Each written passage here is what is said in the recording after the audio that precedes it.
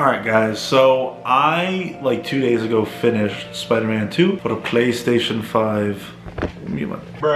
Anyways, guys, I finished Spider-Man 2. Now, with this game, here's what I want to say. I have like a few things to say. A few notes too. So let me talk about what I thought about the game first, because I think it's important to get my thoughts out first. My other shit second. Like, you know, like bust a nut. What? So, alright, here are my thoughts on Spider-Man 2. I know you don't give a but I'm gonna say it. I think that it's good and bad at the same time, but not fucking mid. I hate when people say mid to describe things. I think it's cringe. I think it's just cringe internet zoomers shit. And I'm only 20, so like I can say that. Here's what, okay, like I think it's good in the sense where it's like a Spider-Man game, you know, it's like fun, there's like a kind of engaging story. My big problem is, as ready as the game was, it wasn't ready, in my opinion. I had a good time. The story was decent. I like how they introduced characters and shit like that. However, I don't understand how they made a super engaging story seem so boring halfway through the game.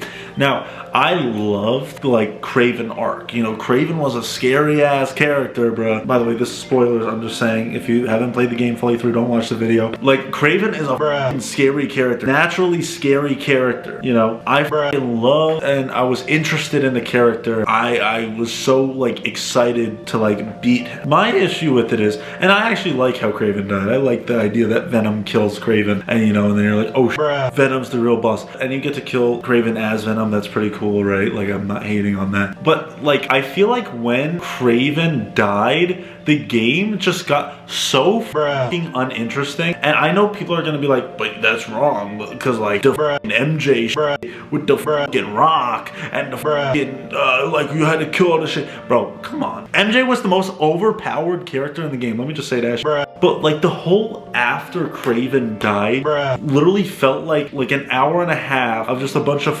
bullshit. Like, they made Venom kind of scary. They also made Venom like insanely boring character. And I love Venom, bro. Like, come on, cousin. I'm not hating on the writing, you know, because I think the writing's very good. The game kind of falls off and becomes insanely disappointing post Kraven.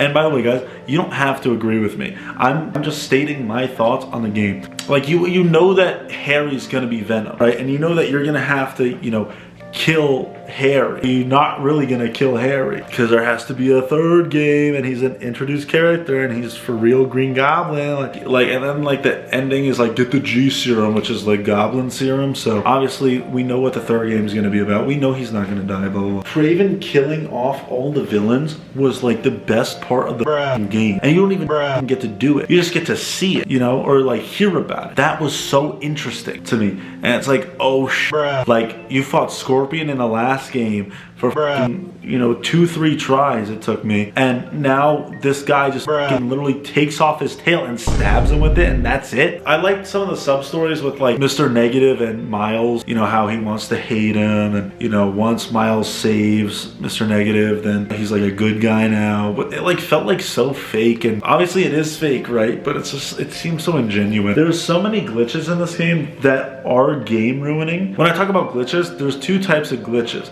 game ruining glitches and also funny glitches. The funny glitches include stuff like the cube. You know, I got the cube when I finished the game. Oh, I got the cube! I got the cube! But it's 1 AM, I can't scream. I got the cube, bitch! I got the cube! Turning into a cube as Spider-Man is funny as it really doesn't help your game. But when I was playing this, it crashed 2 or 3 times. Not even during a cutscene, not even during a fight. It crashed during like a phone call with MJ. Matthew Perry is trending on Twitter.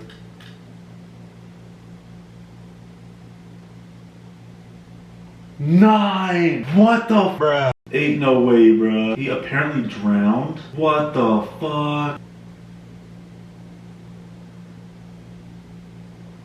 Dude, what the I grew up with friends, bruh. Oh my god. He's the first one in the fucking shit to die. How am I gonna continue this video, cut? I just found out that Matthew Perry died. Jeepers. Oh my god. I mean, like, the way they started the game was just such an interesting and engaging way, and I really f***ed with it. I thought it was super cool, and I literally made a video called How to Open a Video Game, because this is how you open a video game. Because a lot of video games want to start with like, oh, I have to tell you the story, blah, blah, blah. You have to like get to know these characters, blah, blah, blah. You know the characters, and I'm not saying like that you have to like, if you're introducing characters like in Final Fantasy games, like they start off Final Fantasy games pretty slow. Obviously have like some fighting to do and like some interesting stuff to do. However, the way this game starts is Peter starts his new job. Miles is in the class. Sandman and decides, all right, this is a good time to f up the city. Part of the city is covered in sand, and it's so f***ing cool, and it's awesome. I love that part. That was amazing. Also, another thing I liked too, I liked when Venom took over the city. The whole city looks different. You can kind of like, explore the city,